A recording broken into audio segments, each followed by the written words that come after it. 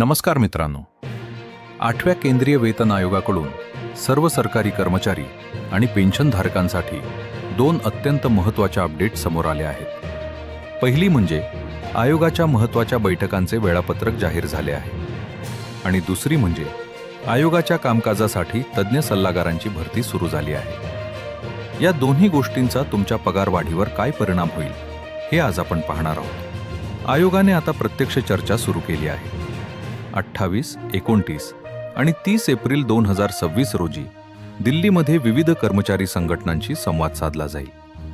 विशेष म्हणजे आयोग 4 आणि 5 मे रोजी पुणे महाराष्ट्र दौऱ्यावर येत आहे.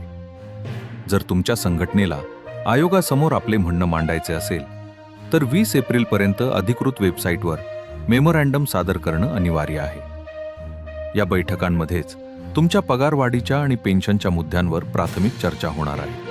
आयोगाचे काम वेगानं पूर्ण करण्यासाठी केंद्र सरकारने सल्लागारांची भरती सुरू केली आहे. यामध्ये सिनियर कन्सल्टंट आणि यंग प्रोफेशनल्सची पदे भरली जात आहेत. यांचे मुख्य काम पगार रचना आणि भत्त्यांचे तांत्रिक विश्लेषण करणं हे असेल. या पदांसाठी 70,000 ते 1.5 लाख रुपयांपर्यंत मासिक मानधन दिले जाणार आहे. ही भरती दर्शवते की सरकार 8व्या वेतन आयोगाचा अहवाल वेळेत पूर्ण करण्याबाबत गंभीर आहे.